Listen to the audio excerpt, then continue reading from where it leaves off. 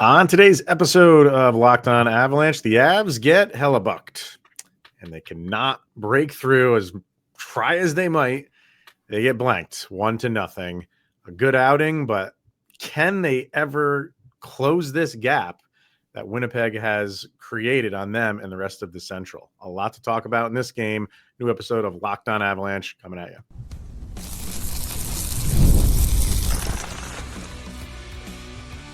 Your Locked On Avalanche, your daily podcast on the Colorado Avalanche. Part of the Locked On Podcast Network. Your team every day. All right, everybody. Welcome to the Locked On Avalanche podcast, part of the Locked On Podcast Network, your team every day. I'm your host, Chris Maselli. With me, as always, is Mr. Shaggy Von Doom, Kyle Sullivan. Thank you for tuning in, making it your first listen of the day. That is always appreciated. And make sure you're following us on our social media outlets, LOPN_Avalanche on Twitter X, Locked On Avalanche Instagram and Threads. Questions, comments, concerns, and opinions, lockedonavalanche@gmail.com. And follow us on our YouTube channel. Hit subscribe, get notified when a new show goes live, and make sure you subscribe to our subtext as well. Link to that's in the show notes below, because when you do, you chat with Kyle and I one-on-one. We get your opinion, everything Avalanche related, which we share on this very podcast. And we will do that a little bit later. We'll get their thoughts on this game between the Avs and the Jets. And that's where we'll start, man, because this was a big game for Colorado, because the last game you played, that was a very solid game from them. So you're kind of feeling like they're coming into their own and how they like to play their style of hockey. Comes at a time where you're going up against the best team in the league, team that is just on cruise control right now. And it was funny because we threw out to subtext people a lot, and just, reading other stuff online. Knowing Georgiev was going to be, and we'll get to his play a little bit later, but knowing that he was going to be the starter, I think Avs fans were just chalking this up to a loss. And we were talking about it yesterday. I'm like, I'm not going there. The guy can still play the game. You saw it. And this was just the other goalie just being one better. And try as they might, could not figure it out. They threw everything at him. And it was just one of those games where he was dialed in. You were going to have to be pinpoint perfect to get anything by him in this game. Yeah, and I think it was even more frustrating because it was one shot, one goal, and that's all it took. It was 59 minutes of meaningless hockey from that point forward. It was 10 seconds in the game, or it was about a minute. It was about a minute. Yeah, I think it was the game. Minute, yeah. And one shot, one goal, and that's all it took. And honestly, from that point forward, I think Georgiev probably played one of his better games I've ever seen him play in Colorado. Easily. And you saw the Avs respond, and it didn't get crazy chippy. It felt like it had playoff implication feel. It did. And yeah. It was very respectable, and it was good old-fashioned hockey. It was just like what goalie breaks first, and it was enjoyable to watch, even though the outcome. It was fun to watch, really fun to watch, and that's where hockey is, the best sport on the planet, because it's a 1-0 game, and it was insanely entertaining. Mm-hmm. It wasn't like a 3-0 football game where those things are boring unless you're really into defense. But this was, you had shots on goal for the Avs, 35 shots on goal for the Avs, 28 for Winnipeg. So you're getting tons of shots on goal. You're getting offense. You're just not getting pucks in the back of the net. You're having two goalies that were just dialed in. But I hate losing games like this, Kyle. Yeah. Hate it for many reasons. One is because you're doing so many things right. Like, I can't sit here and fault the Avalanche for anything. With the only thing I'm faulting for is not putting a puck in the net. And that's not on them. That's on Connor Hellebuyck just being Connor Hellebuyck. But when you can't just, you're doing everything right and you just can't break through. And what was on the line in this game, just, that Winnipeg team just is rolling, and just being able to close the gap a little bit between you and them, and giving them only their second loss of the season. Like this win, if they got it, would have just catapulted you just further. It's like, okay, now we have momentum now. last 2 games we played, again, this is if you won this game, you're feeling really good about it. You still feel good about how you played this game, and you're upset that you didn't get the 2 points, but you went into their arena, and I think you were the better team. Yep. You were the better team. They just had a guy at a better position, one better position than you, and not by much, because Georgiev was great in his own right. But you played the best team in the league that they are right now, and straight up, and I thought you played better than they did. But that's what you get when you have an all-world goalie. He can pull games out of despair, and he can win you games. That's what we've been wanting on the Avalanche side for a very long time. They live that with Connor Hellebuyck, and they're used to stuff like that. Like, as it stands right now, the Avs are 6-8, and you just went toe to toe with the best team in the NHL, the best goalie in the NHL, with statistically one of the worst goalies in the NHL, with the return of Cale Makar. Everything's good there.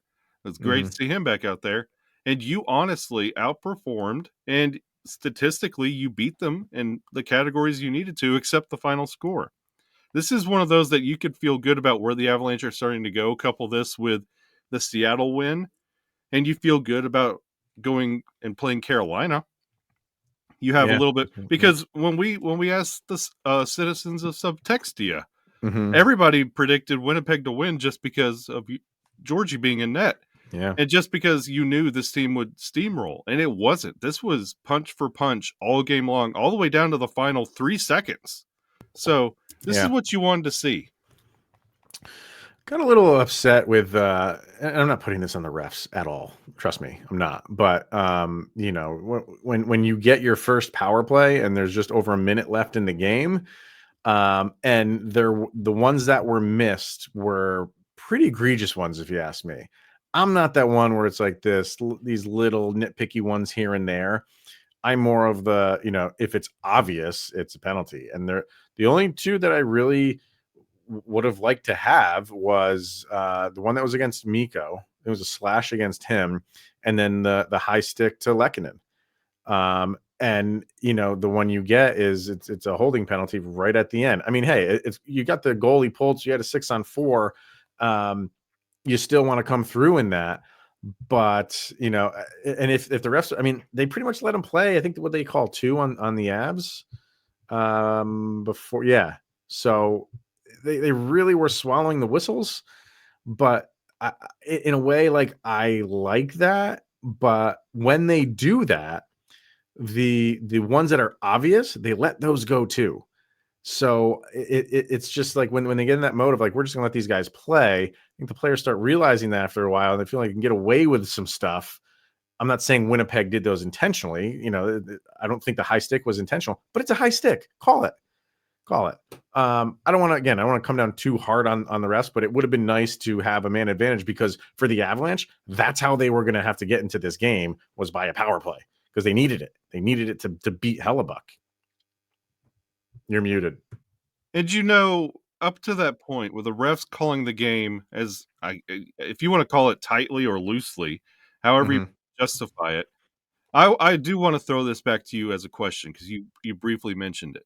With the Avs playing like they were and mounting the shots as they were, would you have pulled Georgiev and up that pressure just a little bit? Because in that moment, I was not a fan of pulling the goalie. I would have rode the momentum and how they were doing things at that moment, and not put that added pressure of a mistake could end the game, just as is. Because I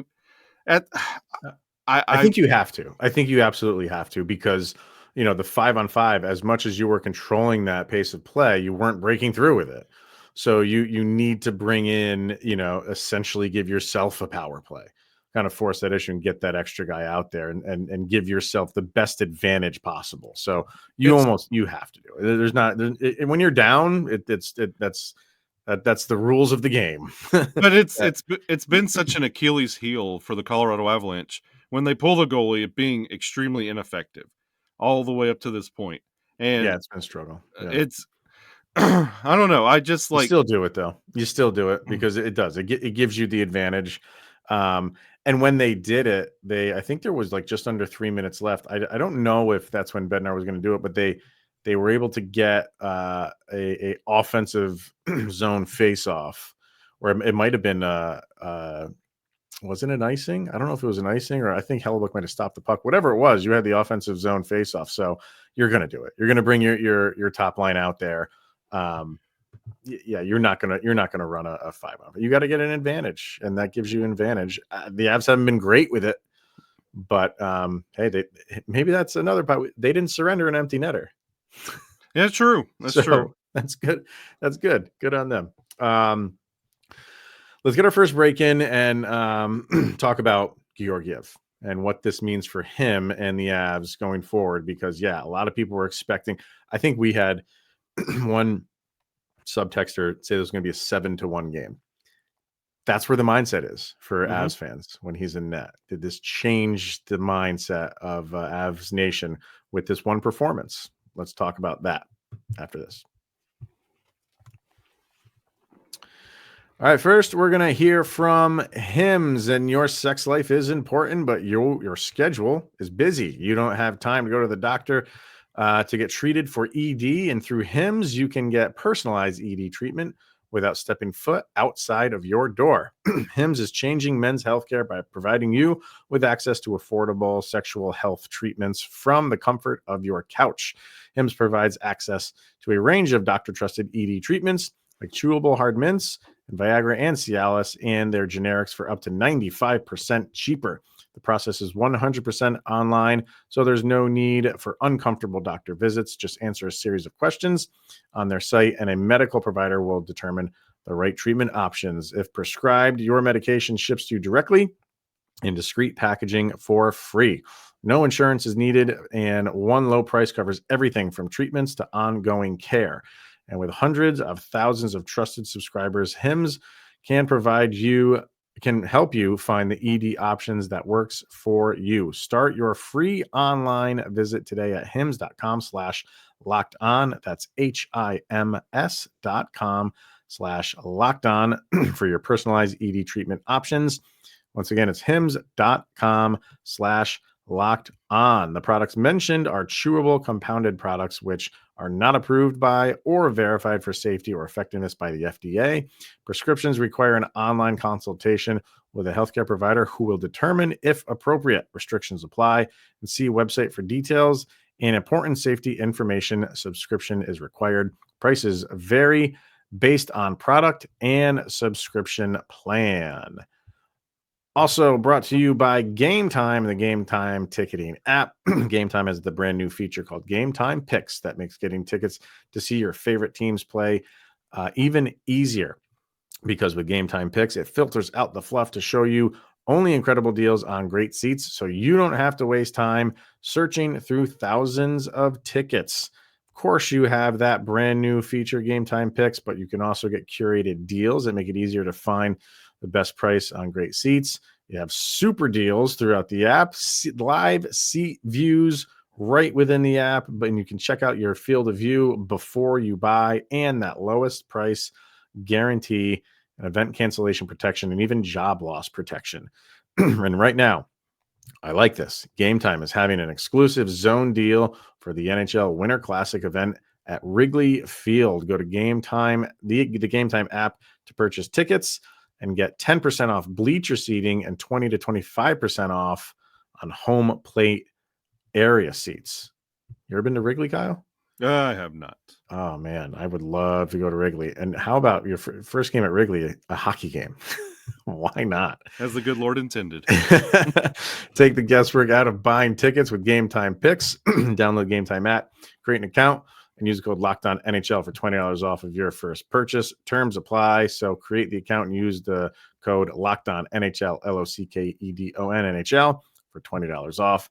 Download Game Time today. What time is it, Kyle? It's game time. Oh, you went back to the old band. Yeah.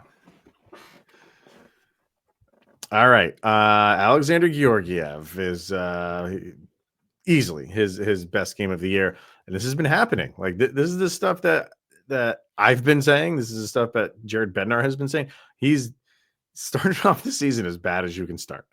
no doubt about that. But as it's gone on, he's progressed each game, and it's gotten a little bit better, a little bit better, a little bit better. And this was his best. And I think there was some thought of putting him in net against Winnipeg because, hey, the last time they played Winnipeg, he did great in 4 out of 5 games. So I know it's maybe trying to catch that lightning in a bottle again. That was last year. Doesn't necessarily mean you're going to perform well when you play them again this year, but he did. He, that first goal that was given up, you can't put that on him. That's a 2-on-1 break. And it's just your garden variety 2-on-1 break, one pass across the ice. And it's tough for him to go from one side to the other because you don't know if that guy that has the puck is going to shoot it or pass it. He passes it. It's just a bang, bang play. You can't put that on him. For the other 59 minutes, he was fine. And this is not like that they only had 12 shots on net. They had 25 shots on net. So he played an excellent game. Yeah, and 28 shots on net. Sorry, 28 shots on net. Sorry. Yeah, and this is not. We're not going to jump to Georgiev is redeemed. He's back, baby. Like, no, this was an incredible game for him. This is what you wanted to see. 1 shot, 1 goal. Talk about probably one of the worst starts and the game winner, like right out of the gate. But then redeemed himself. And then you saw the team play that way that we talk about every time that he's out there, where they're just going to like floaty, and then they start tightening up. And with every save, you see you see them start believing in where this is going, and they start feeling that momentum, and they really string it together. And it shows you that he's not broken. Like the yips aren't there. Like this isn't because, again, the full body of work that you got this year, because like his last outing before this was a 5-2 loss against Chicago. So you're still like, what are we looking at here? This shows you. Did they get 2 empty netters in that game? Yes, in Chicago. Yeah. So it was still an 875 save percentage. This was 964. Let me say that again. Let me say that 964. Slow down. That's good numbers right there. But don't pull a muscle. Slow down. But it shows you that it can be done. And this is not against the Ducks. This is not against the Sharks. This is against Winnipeg. Yeah. So this is good. This shows you, okay, this is what you can get. Mm-hmm. It's now making this consistent and making this the hot hand. You see what you can get out of Justus. Now you see what can be done out of Georgie, and it's stringing that together. But the team sees and believes that he's not broken, and they can put some faith in him. And you saw that in period 2, especially in period 3. I think the team has always believed that he's not broken. They just haven't seen it yet. Yeah. I think there's a big difference. And now, and for this game anyway, as this game went on and he's keeping it at 1-0, they're like, okay, you're doing your job. We're trying to do ours as best that we can. But I got to admit, man, like, even though I don't put that first goal on him, after Winnipeg scored that, I'm literally just sitting there, like, just staring. And I just have this smirk on my face. It's like, why does this happen all the time? Yeah. Even though it's not his fault, why does it happen all the time? There is something going on in the hockey gods world that is just, it's cruelty to the Avs that when he's in net, there is a goal that is going to happen in the first minute or 2 of a game against the Avalanche. I cannot figure it out for the life of me. And again, it's not his fault, this one, but it's a goal on the board for the other team. I can't figure it out, man. It's bizarre. It's bizarre. Going into that first intermission, I just had that feeling, like seeing it 1-0 the way it was. I literally said out loud in this position, that's going to be the game winner, isn't it? This is what they're going to have to ride with. That 1 shot, 1 goal, and that's it. And that ended up being the case. It's frustrating. But again, like we talked about in the first segment, a lot of this is building blocks to the rest of this stretch. Granted, you would have liked the 2 points, especially against a Central Division foe. Sure. Because it's like we've talked about in previous episodes, it's sparse when it comes to Central Division matchups. But this is something you can build on for momentum. And again, that team identity that has eluded the Avalanche all year long. I think, for this performance for him, it just gives the coaching staff and the fan base, whatever, in the front office, everybody really. It just makes you feel like you said, like, hey, he's not broken. Okay, maybe we can do what we wanted to do this season with the goalie position, because Justus, he's playing well. Yep. And you needed Georgiev to come up to that level too. And it's just one game, but it's a big deal. Yeah. Like the way that he has played has not been great. And to have this performance against this team, you said that too. This is not Anaheim. This is not San Jose. This is the team that has, the most confidence in the league right now. And you held them to 1 goal. So that's exactly what the Avalanche want. It'll be interesting now. Like, where do they go from here? Like, do you feel like on their next game is Saturday, even before this game, or even after when they said, Georgiev would be playing this, I think we were both like, okay, we'll get Georgiev in here, and then Justus will be back out there on Saturday. I wonder if this calls anything into question now. Do you put Georgiev back out there? Let him get a run of good games and prove that, okay, like he's at the Justus level of settling into the season now. And now you can go back and forth between these two and have that those days of yesteryear where you could put anybody in goal, with Frankie and and all that, and be okay. That's where the Avalanche want to get. And this game maybe is the start of that. But do you continue it by putting him in Saturday, or do you go back to Annunen? Yeah, I go Justus Saturday against Carolina and let Georgie hold on to this above 9 save percentage for an extra day or two.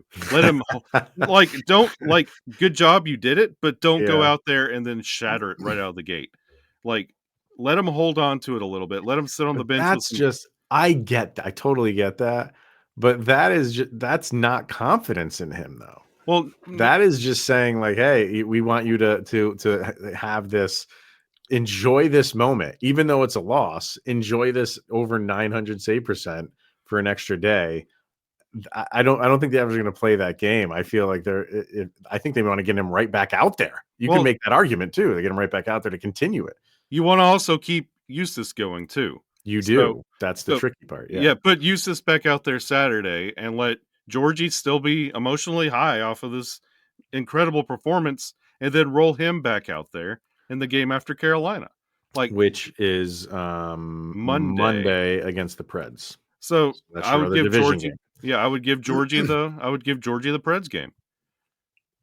I won't be against it, because I don't want to to reward him with this and then go back to another game where it might be, because Nashville, they are scratching and clawing for anything, and I would put him back out in that game and let him fight for that game and give him a little bit of a break. Let him feel good before we put him back out there and then humble him a little bit.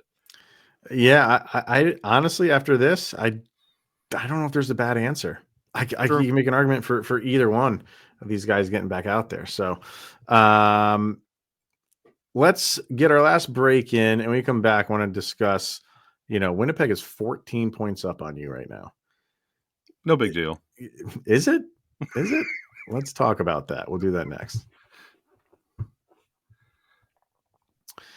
All right, let's hear from FanDuel. So get ready to tackle the NFL action with FanDuel, which is, of course, America's #1 sports book, because right now new customers can bet $5 and get $150 in bonus bets if you win. And the FanDuel Sportsbook app gives you everything you need to place live bets on the NFL all in one place. So when you get a hunch in the middle of the game, you can check out the latest stats, view live play-by-play, and so much more on the same page where you place your bets. Just visit FanDuel.com to join today, and you'll get started with the $150 in bonus bets if you win your first $5 bet. That's FanDuel.com. Never waste a hunch and make every moment more with FanDuel, an official sports book partner of the NFL. Yeah, so, I mean, I hate losing games like this, like I said earlier. Yeah. And the other part of this is like, this is those 4-point games, right? because you win this thing and Winnipeg is within 10 points of you. You lost it. They bumped their separation between you to 14 points. Is that insurmountable? We're in the first week of November. You know, I think a lot of people are feeling like Winnipeg is just flying high right now. Nobody had them where they are. Nobody did. And there's the season is long. There's gonna be some wall that they hit, but have they built up enough of a lead here where they're even if they do hit that wall and have a little bit of a rut, it might not hurt them that bad for teams like the Avalanche, where the Avalanche are, to catch them, because the Avs are gonna have to go on a run to really and a good sustained run to really make a push for the division title. Not that could be out of reach at this point, which is crazy to say in November. But because it's Winnipeg, like if this was Dallas, I'd be like, forget about it. But I don't want to take away from Winnipeg. They're a good team. Are they this good? Well, right now they are, but this is not sustainable for them. I don't think it's sustainable for any team. Curious to think get your thoughts on if it's possible for the Avs is the division out of reach already? Well, the Jets have 8 points on second place. And again, we've talked about it in the first two segments. Connor Hellebuyck, we've said his name many, many times. And honestly, that's what's really helping this team get to this point. Winnipeg's got a really agitating, stingy defense that's in the right place, the right time. Their offense is not wowing you. They're just locking you down, making the game uncomfortable where you can't do what you have to do. But is this sustainable? We still have to hit a trade deadline. The Avalanche are getting players coming back. Like, teams are starting to find their groove. Like, Nashville is honestly game to game on if they're going to continue or rebuild. Like, you don't know what that's going to be. So is it sustainable? I don't know. There's a lot of milestones and checkpoints that you have to hit. And then you get to the Four Nations game and then taking a break for that. Do they come back and are they still this hot? Are they going to take a Colorado Avalanche of not too long ago coming back from the All-Star break and just never winning again? Like, there's a lot of checkpoints they have to get through. It's a great start, but with what I saw, they're playing great. But the second time around for a lot of these teams when they play Winnipeg, I don't think it's going to be Winnipeg being the victor. I mean, you say like the offense doesn't wow you, and it didn't in this game. But so far this year, like they have the most goals scored in the league, which that was my question for Winnipeg heading into this season is, you have talent on this team, but it's never taken that step up, like the Connors of the world and the Scheifeleys of the world. Like it's almost like you knew what you're getting from them year in and year out, which is a playoff team, but they're not accelerating to that next level. They're doing that this year. So if this is the year that those guys like that, like take that next step, they can continue this. Or if there is just, it's like I said, it's a long season, there is a little bit of a rut, but I think they built up enough of a buffer here where they're going to be a playoff team. I don't think they can fall off that much because they're good. They're good. So I don't think they can fall off that much where they're going to fall out of a playoff spot. They've done an excellent job to start the season, and now everybody else is playing catch up. And you have the ups and downs of the season that everybody else is still going to go through. You're going to go through it too. You've only built up an incredible record up till now. The Winnipeg Jets, I think, have capitalized on the sheer point of underestimation. Just everybody, when Winnipeg rolls in, it's Winnipeg, it's Connor Hellebuyck and whoever, and then Winnipeg takes advantage of you. But then with how the season's set up, when they come back around, last time we played them, you remember when they beat us 6-1, 5-2? We're not doing that again. We know how they play. And then that's when they start losing games. On the first go-round, when Colorado meets Winnipeg, we're expecting a high-scoring game. All our citizens of Subtextia predicted like 5-4, 6-5, like high-scoring game. Yeah. 1-0. Like, it's you don't know what you're going to get with this Winnipeg team, but when they come back around, or Winnipeg comes to Colorado, it could be a different story. So I feel like they're not falling out of the playoffs, but they took advantage of a lot of teams not really giving them that much credit. Yeah. Which is weird because, you always give them credit for the goalie that they have. Yeah. Always. But yeah, like they're just firing on all cylinders right now. This wasn't their best game, but this is where the Avalanche have been for a long period of time. Even though you don't play your best game, you still win. Yeah. And when you're doing that, and you're Winnipeg, that makes you feel really good. That Great point. We haven't played our best game against a good team, but we still came out with the 2 points. Yep, that goes a long way too.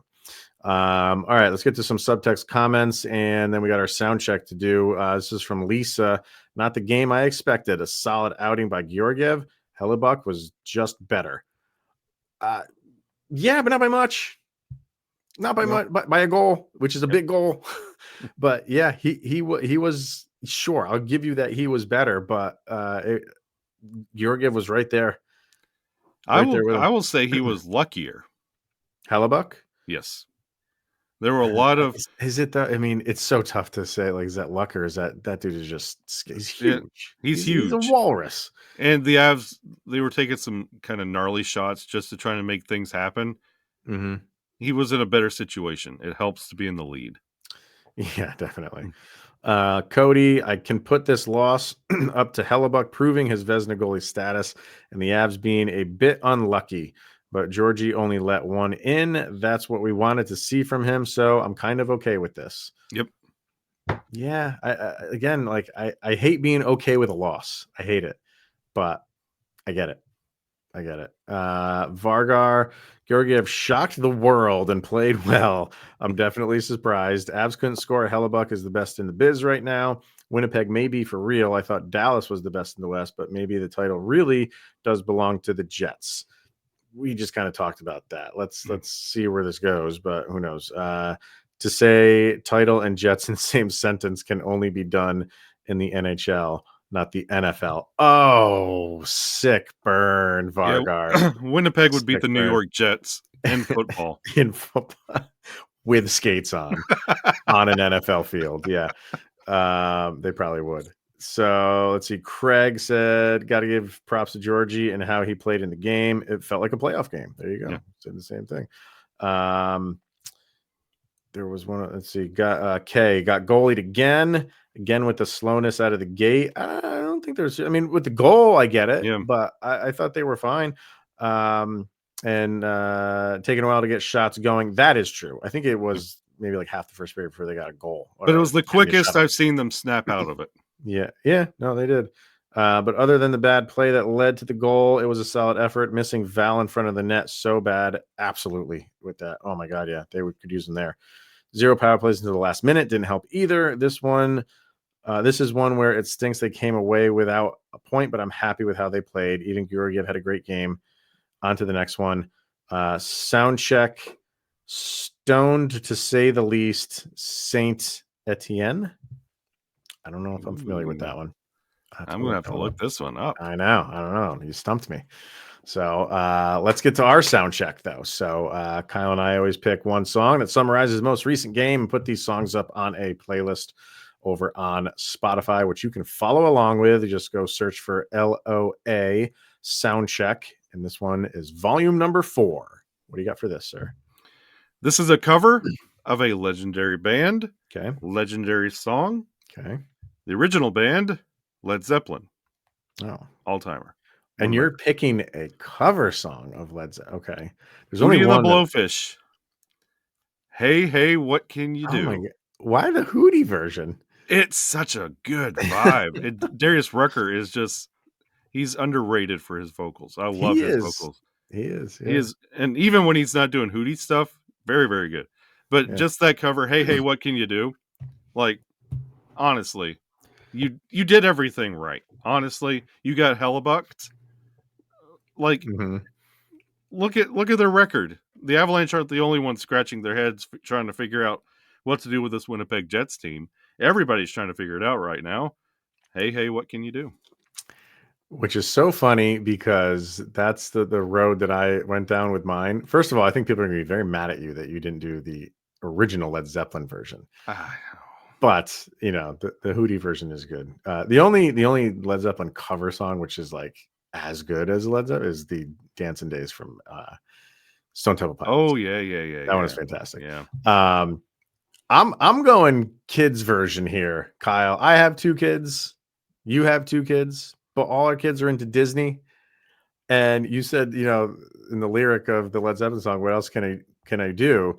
That's exactly the name of the song that I am picking from the Encanto soundtrack. What a soundtrack, what a movie. And that's the name of the song. What else can I do? Yep. That's a great pick.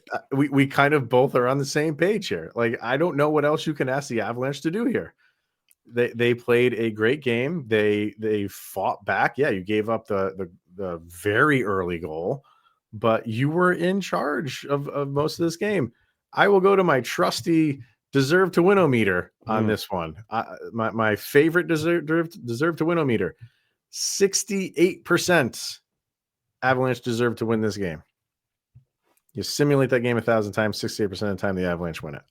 So, we're all sitting here like kind of like happy with the loss, which is just a weird thing to do, but you are. I feel like you can build on this in so many ways with Georgiev, with just how you played against the best team in the league, and you just couldn't get a puck in the net, but you did absolutely everything to try to do that. What else could the Avalanche have done? I'm not sure.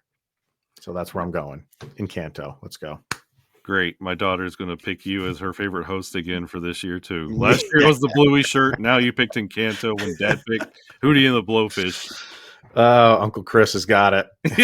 Yeah. Yep. I'm going to hear about this one. All right. Well, that's going to wrap it up for today, everybody, and for this week. So, game on Saturday, and then we'll talk about that one, and then get prepped for the game on Monday. A lot of games, like we said, in November. So strap in because it's turkey and pucks for the month of November. Thanks for tuning in, everybody, and making this your first listen of the day. That is always appreciated. He is Mr. Shaggy Von Doom, Kyle Sullivan. I am Chris Maselli. This is the Locked On Avalanche podcast. And hey, you just made it through another 24 hours. Sidney Crosby is that much closer to becoming a Colorado Avalanche. He can't score on Hellebuyck either.